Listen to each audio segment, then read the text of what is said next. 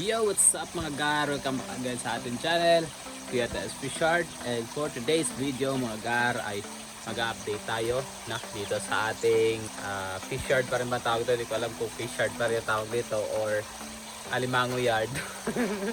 Will you please repeat it? Actually kahapon pa sana tayo mag-update kaso napagod tayo sa biyahe dahil mga alauna na ako nakauwi, no? Off duty ko na kahapon kasi tapos hindi na ako nakapag-update dahil napagod ako sa biyahe.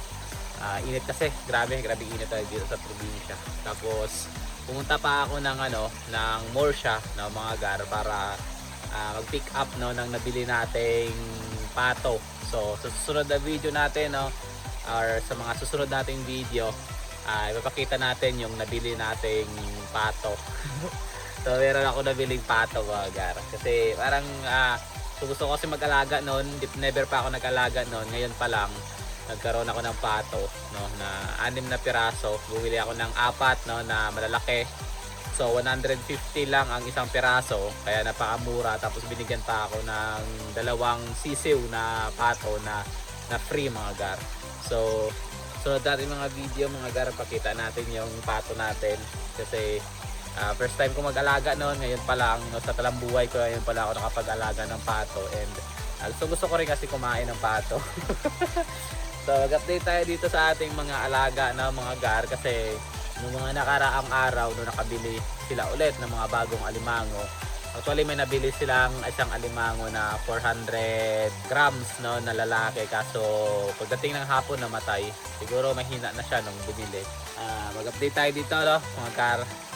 Tara.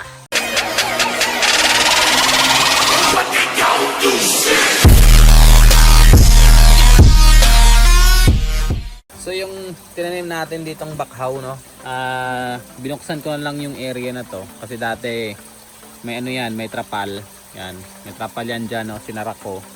So binuksan ko na lang dahil para magkaroon ng init no itong ating mga bakhaw, magkaroon ng sikat man lang ng araw.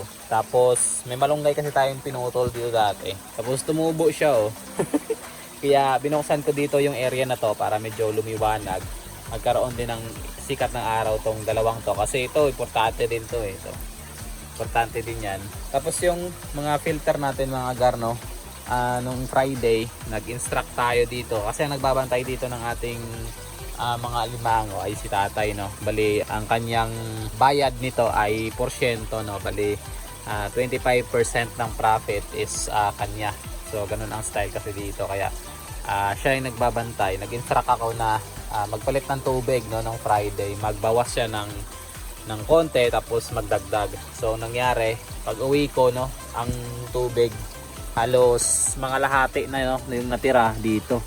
Yun, halos mga lahati yung natira. So sobrang konti nang natira dahil daw sa nag-evaporate daw, mabilis daw mawala yung tubig dahil sa evaporation, siguro dahil sa sobrang init. Kaya ang nangyari no, gagawin na lang natin, hindi na tayo magbabawas ng tubig, magdadagdag na lang tayo ng tubig kasi maraming napupunta sa water loss no. Dahil kung mapapansin nyo mga gar, habang pag pinapaandar natin yung system natin, nababasa no yung mga kawayan no? Yung parang may mga tumatalsik-talsik, tapos may mga tumutulo-tulo no na tubig yan.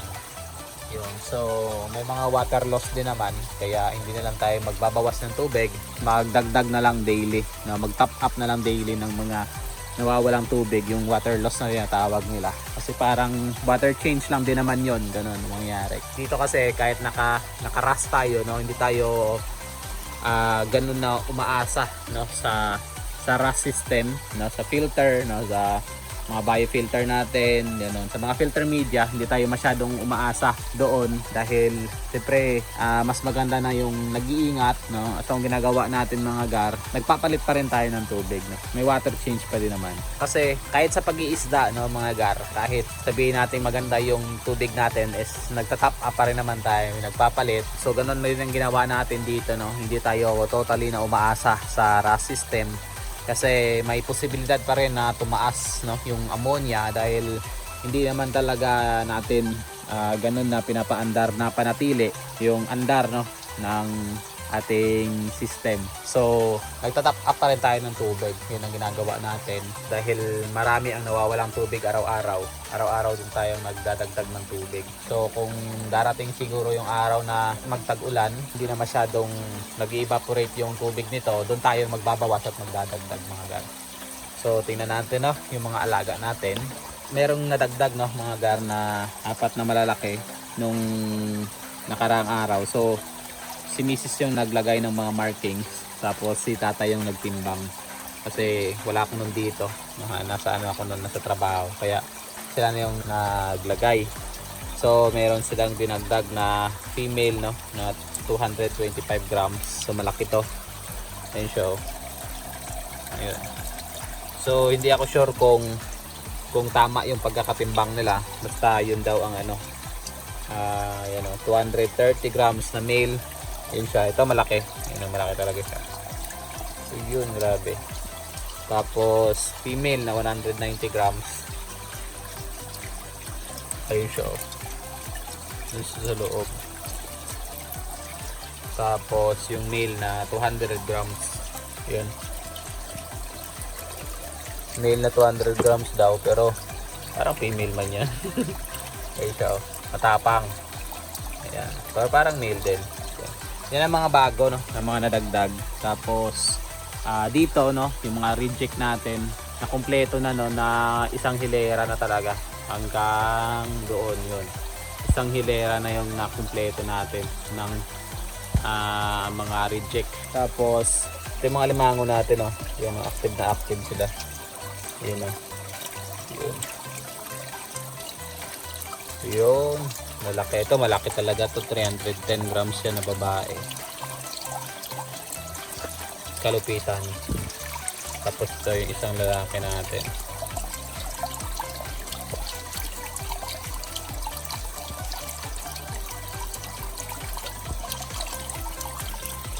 Tapos yung nandito natin, ayun o, matapang. Matapang lang natin. Ito malaki, 380 grams na male. Ayun o, diba? Tapos 295 na female. So hindi maganda yung pagkakalagay natin ng mga markings dahil nababasa. Babasa sila. So ulitin natin yan. Ito laki din o. Ayan. So ito din, matapang. Yun.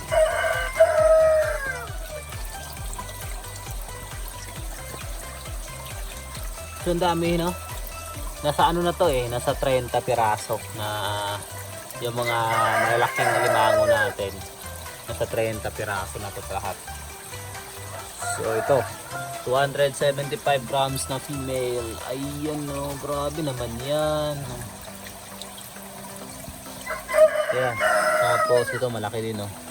So mas nagiging active sila mga gar pagka pinapaandar natin no, yung system natin, mas nagiging active sila. Tapos ang ginagawa natin diyan pagkagabi bago tayo magpakain, pinapatay na natin. So may napansin kasi ako dito no, na yun ang naging dahilan kung bakit na mas ginusto kong paandarin na lang talaga ng tuloy-tuloy sa buong araw no, yung system natin, dahil yung mga dumi sa ilalim naiipon no. Kung saglit lang siya paandarin sa isang araw, sample 3 oras lang sa umaga, 3 oras sa hapon, ang dumi no sa ilalim naiipon. So kasi hindi naman kasi masyadong malakas no yung daloy ng tubig. Ganito lang yung daloy ng tubig niya. Ayun, hanggang ganyan lang daloy ng tubig. So, yung dumi, no, naiipon yung dumi doon sa mga dulo-dulo. So, hindi rin kasi sila masyadong makita ngayon dahil dinagdagan no, ng harang, no, dinagdagan ni tatay ng ganito, ng net na ganito, dahil nakikita niya kasi na pinagpuputol-putol ng alimango itong screen na to, itong maliit na screen sa ilalim, ninangat-ngat ng alimango no, pinuputol niya. Actually naputol niya na nga ito oh, yan sa ilalim. So ang ginawa ni tatay, meron kasi ako nabiling ganito sa Shopee na mas matibay no, ginamit ko kasi ito sa manok. So nilagyan niya ng ganyan, pinatungan niya dahil mas matibay siya compare doon sa net na ginamit namin pang cover na tulad ng ganito, no? So mas matibay yung ganito. Kaso 70 kasi ang ano nito, 70 yung per meter. Actually mas mahal pa nga to ito, ang ganito. 80 ang per metro nito. Kaso nakabili na kasi ako ng una nito bago ako nakakita ng ganitong klase na mura lang pala, 70 lang pala ang per metro. Yun. So ang nangyayari nito, no, pag magkapera ulit tayo, bibili tayo ng ganito ulit. Tapos papalitan natin tong mga to. Ito, papalitan natin kasi ito parang ang hirap nilang ngat-ngatin compare doon sa screen. Itong maliit, saglit lang putol agad. So ito mas matibay. Ganun. So yung mga reject natin dito mga gar, ang lakas nito kumain pag gabi, no? Nilagyan mo ng pagkain, halos sinusundo na ng kanilang mga bunganga yung pagkain, kinukuha ka agad. So pagka hindi ka nga dito mabilis, pag kamay ang ginamit mo sa pag-aabot ng pagkain, makakagat ka talaga nila kasi sinusundo na nila halos ng kanilang mga kamay. Kasi yung lalaki, oh, pag nakagat ka nyan, thank you ka talaga. Ito, pag nakagat ka ng thank you ka talaga. Yan. Yun, oh. At yan. Yun. So, yung isang alimango natin nakaraan mga garno, kung napansin nyo yung siniperate natin na sabi natin na may sakit, no? So okay pa rin siya hanggang ngayon mga garno. Walang nangyaring hindi maganda sa kanya. Actually healthy na nga siya. Pero hindi ko pa rin siya sinama, no, sa system. So nilabas ko pa rin siya, hindi ko siya sinama lahat dito. Kaya nakaseparate pa rin siya. So dito pa rin siya, oh. So ang ginawa niya mga gar, minat-ngat niya yung airstone dito na gamit natin. Nginat-ngat niya kaya nawasak, kaya niya tuloy bumababa tong aerator niya. So ayusin ko yan, lalagyan ko na lang yan ng bato para pumunta sa ilalim, para may purpose naman tong kanyang aerator. So lakas ito kumain, dalos 2 beses ko ito pinapakain sa gabi. Ipapakita ko na sa susunod natin mga video mga gar. Ipapakita na naman natin kung paano tayo magpakain ng ating mga alimango. Tapos ginagawa ko kasi dito is magpapakain ako ng mga alas 6, no, or alas 7 ng gabi. Tapos bago matulog by 9, titignan ko ulit yan. Tapos papakainin ulit yung mga wala ng pagkain, papakainin ko ulit. Tapos yun na yun, magdamag na yun. Para mas maganda kasi yung mas marami kang pinapakain, basta nauubos lang nila para mabilis lang tumaba. Tapos para mabilis yung ikot ng pera. Ganun yung mangyayari. So ang laki na yan, no? Nung tinimbang nila to, umabot ito ng 300 plus, no? 310 I think na gramo. Ang laki niya. Yan siya. Nalalaki. Ayun. Yan lang muna yung update natin mga gar, no? Maganda siya ng silipin yung mga isa-isa, no? Yung mga limango natin. Kaso medyo madilim dahil gawa ng net, no? Nagdoble na yung net. So ang gagawin ko yan sa mga sunod na araw, ayusin ko yan. Puputol-putulin ko yung mga net na yan, tapos babaguhin ko, no, yung pagkakalagay. Tatanggalin ko yung lumang net, so baguhin ko yung pagkakalagay ng ng itong bagong chicken wire na yan para pag sinilit, no, mas mabilis makita. Ito kanina pa to nakaandar, no, simula nung umaga. Pinatay siguro kanina ni tatay, pero nung nakita ko pinatay niya, pinaandar ko ulit para yung dumi, no, maano talaga matanggal kasi naiipon yung parang tae ng alimango sa kanilang mga container, dahil siguro madalang ang pagpapaandar. Ayun. So hanggang dito na lang yung video natin mga gar.